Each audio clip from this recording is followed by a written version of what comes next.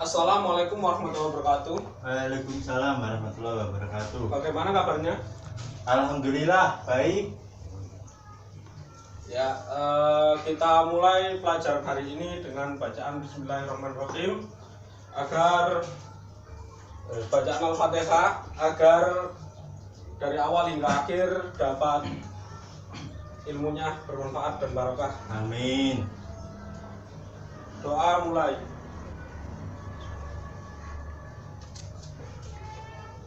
Selesai. Ya, kita hari ini akan mempelajari bab 6 tokoh ilmuwan muslim masa dinasti Ayyubiyah. Kita flashback dulu. Assalamualaikum. Oh ya, silakan masuk, Pak. Maaf Pak, kami telat. Iya. Kok lewat pintu belakang, teman? Nggih, soalnya pintunya sudah terbuka belakang. Oh. Ya, lanjut ya. Kita flashback dulu pada masa dinasti Ayyubiyah itu banyak bermunculan tokoh-tokoh Islam. Tokoh-tokoh Islam yang ahli di bidang kedokteran, ya banyak lah. Kedokteran, ilmuwan sains mulai berkembang, walaupun setelah kehancuran dinasti Abbasiyah tetap ada tokoh-tokoh ilmuwan dari dinasti Ayyubiyah. Ya, kita mulai pertama dari ilmuwan Abdul Latif.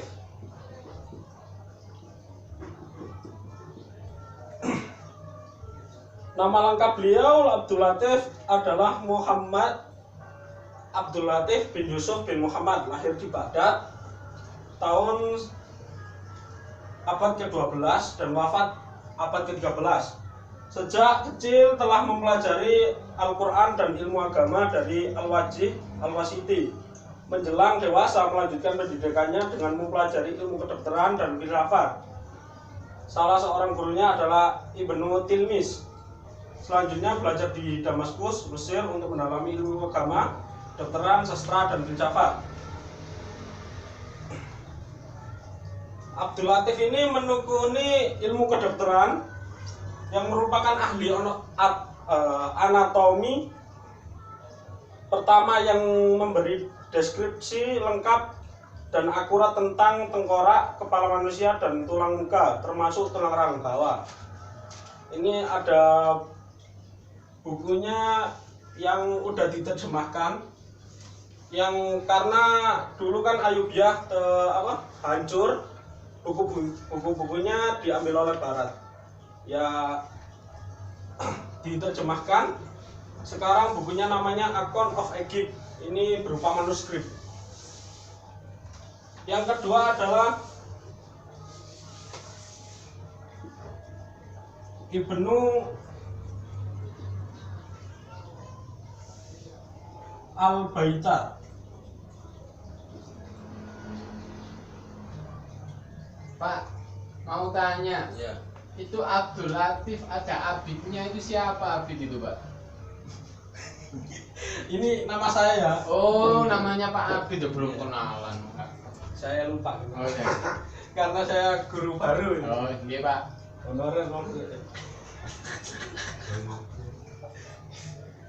Ya, Ibnu Al-Baitar adalah pakar kedokteran, Muslim Arab, bibliografer, ahli sejarah. Beliau lahir tahun 590 Hijriah dan wafat tahun 668 Hijriah di Damaskus. Beliau juga menulis buku judulnya Jami' Mufradat Al-Adwiyah wal Iqdiyah, kumpulan makanan dan obat-obatan yang sederhana. Ini sampai sekarang masih digunakan untuk ilmu-ilmu kedokteran. Ya, ada gambarnya ini. Ada gambar tanaman-tanaman di dalam Kayak bukunya kapsul tersebut. itu Pak. Iya. Dulu kan belum bentuk kapsul, jadi obatnya itu diramu alias dideplok. Oh, Iya, langsung dideplok. Dihaluskan. dihaluskan. Sekarang langsung dideplok Pak, di jus. Iya. kitab ini masih digunakan di Eropa karena ya setelah kehancuran Ayubia itu. Berarti bangsa Barat itu pencuri Pak ya? Iya, seperti halnya pada zaman dinasti Abbasiyah itu ada kan Ibnu Sina. Beliau menulis buku The Canon of Medicine, bukan Atib Khonun fi Atib, tapi diterjemahkan jadi Khonun fi the Medicine of Medicine kalau nggak salah.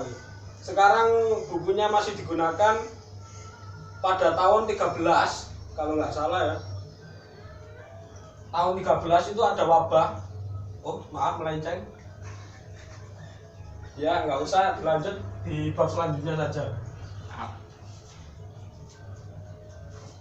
Yang ketiga, Ibnu Abi Ushaibiah.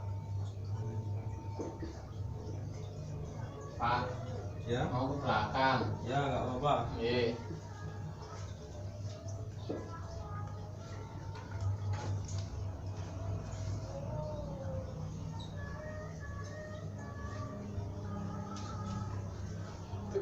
Ibnu Abi Ushaibiah lahir pada 1194 Masehi, wafat 1270 Masehi di Damaskus. Nama lengkapnya Muwafaquddin Abu Al-Abbas Ahmad bin Al-Qasim bin Khalifah bin Yunus bin Al-Kharraj.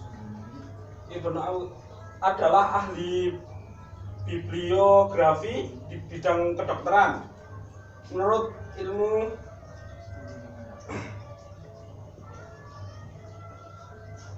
karya yang paling termasyhur adalah Uyun Al-Amba fi Tabakat Al-Tibba, atau sekarang yang sering dikenal di bangsa barat Life of the Physician. Mendokumentasikan kehidupan 400 dokter terkenal masa itu yang tidak terkira nilainya kepada sejarah sains Arab. Karyanya sekaligus menunjukkan betapa Ibnu Abi Ushaibiah rajin menyalin secara harfiah dan meringkasnya, kemudian diperjelas dan berkuat dengan bahan-bahan tambahan yang ada. Jadi beliau menyempurnakan kitab-kitab yang sebelumnya ada, kitab-kitab pengobatan. Yang keempat adalah Daud Al-Intaki.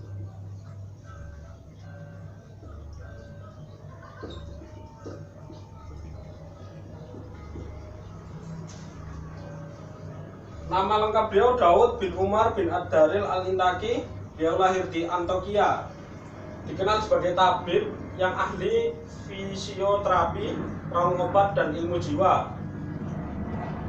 Beliau diberi gelar Tabib Hashik Al-Wahid. Karya utama Al-Intaki adalah sebuah buku yang berjudul Tadkirat Ulil Albab wal Jamilil Ajab Al-Ujab. Buku yang menjadi pegangan mahasiswa kedokteran ini diterbitkan di Kairo pada tahun 1890 sampai 1891 Masehi.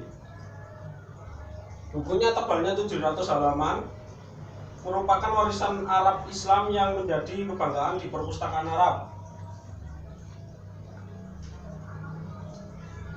Lanjut yang kelima yaitu Abu Barokat Al-Baladi. Banyak Pak ya ilmuannya Pak ya. Banyak. Kalau saya sebutkan semua ya ada ya apa nih nggak cukup. Kita bahas 5 saja ya. Iya Pak. Nama lengkapnya Hibatullah Ibnu Ali Ibnu Malka Abul Barakat Al-Baghdadi, lahir di Balad tahun 470 Hijriah, wafat 560 Hijriah. Dikenal sebagai seorang dokter, saintis, filosof, bergelar julukan Ahwat Al-Zaman atau orang pada zamannya. orang ternama pada zamannya. Gelar terakhir adalah profesi sebagai dokter para khalifah Baghdad dan para sultan dari dinasti Saljuk. Dinasti Saljuk ini karena dinasti Ayyubiyah itu apa ya, kayak rezim gitu, pemerintahannya itu bergilir. Jadi Saljuk. Jadi enggak Ayyubiyah semua. Ada pengaruh-pengaruh terkait dari dinasti-dinasti kecil, kerajaan kecil. Peranan dan pemikirannya yaitu memiliki reputasi luas karena karyanya fenomenal yang berjudul Alkitab Al-Mu'tabar, karya yang berisi refleksi filosofis barokat yang dilakukan dari waktu ke waktu, terutama mengenal logika, fisika, ilmu pengetahuan, dan metafisika. Karyanya dalam bidang kedokteran adalah risalah mengenai farmakologi yang berjudul Sifat Barsata yang berisi resep-resep obat-obatan dari India. Terdapat 3 salinan karya tersebut yang tersimpan di perpustakaan Turki. Selain itu juga menulis tentang farmakologi berjudul Triyak Amir Al-Arwah. Jadi kita dulu masih sudah mengungguli bangsa Barat. Bangsa Barat pada zaman itu, kalau cerita teman saya yang ada di Andalus sekarang itu, bangsa Barat menyebutnya pada tahun sebelum 1800 menyebutnya zaman kegelapan. Ya karena mereka kan dijajah oleh Islam, masih terjajah oleh Islam. Dan kita orang-orang Islam itu pengetahuannya lebih tinggi karena di Barat masih menggunakan ilmu tahayul. Ya demikian yang dapat saya sampaikan.